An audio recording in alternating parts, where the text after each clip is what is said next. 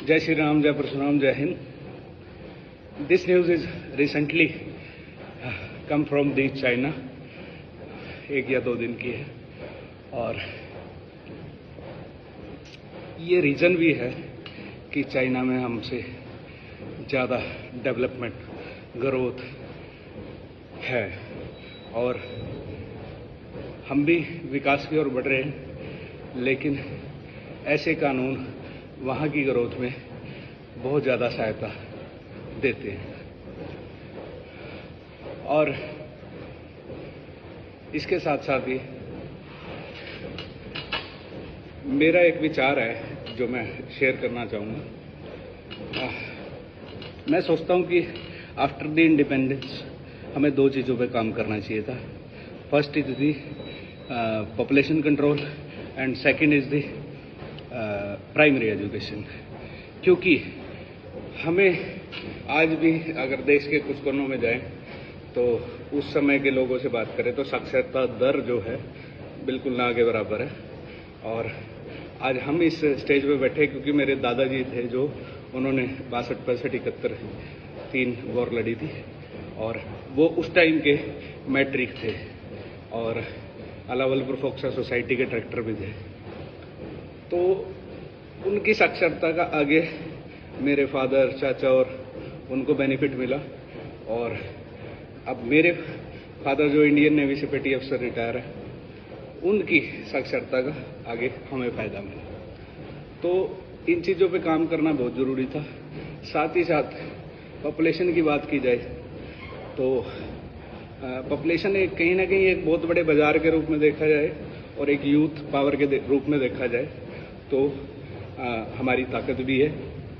लेकिन अगर संसाधनों की बात की जाए तो फॉर एग्जांपल कि जहाँ तक मुझे याद है कि कुछ हज़ार लोगों पे एक पुलिस का जवान होता है, ठीक है. और मैं अपने प्रोफेशन की बात करूं तो पूरे देश में 140 करोड़ पे हम 20 लाख एडवोकेट्स हैं. तो अब इस तरह के जो कानून हैं चाइना को तेजी से आगे की ओर ले जाने का काम कर रहे हैं. इसके साथ साथ एक और चीज़ मैं शेयर करना चाहूँगा. 70s 80s के दौर की बात है, मैंने कहीं पे पढ़ा था और फैक्चुअल फैक्ट है. उस समय फेरा शायद कोई कानून आया था जिसकी वजह से कोका कोला या कुछ और कंपनीज है उनको बहुत सारी प्रॉब्लम्स यानी का सामना करना पड़ा था. तो यानी मैं इस चीज़ को गलत नहीं कहूँगा क्योंकि देश को आज़ाद हुए ज़्यादा समय नहीं हुआ था, तो डेवलपमेंट और शिक्षा में थोड़ी सी आहिस्ता आहिस्ता ही काम होता है. एकदम कोई जादू की छड़ी तो घुमा नहीं सकता कि सीधा ही कुछ हो जाए. और बुद्धिजीवी लोग इन चीज़ों को समझते हैं, बाकी मूर्ख तो ज्ञान फैलते ही रहते हैं. दूसरी बात, उस समय जो चाइना में कुछ कंपनीज आज स्टैब्लिश है, ये ऑन रिकॉर्ड बात है, आप सर्च करके देख लेना. तो उन्होंने पहले इंडिया में आने का प्रयास किया था, लेकिन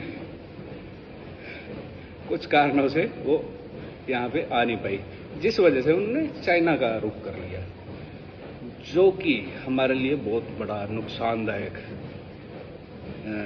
यानी एक कारण लगा लो, ठीक है. हमारे यानी डेवलपमेंट में जो यानी ग्रोथ में जो तेजी आनी थी वो नहीं आ पाई उन इंडस्ट्रीज के शिफ्ट होने के कारण. तो मन में विचार आया था, आपके साथ शेयर किया. बाकी तो जिम करने आया हूँ मैं. जय श्री राम, जय परशुराम, जय हिंद.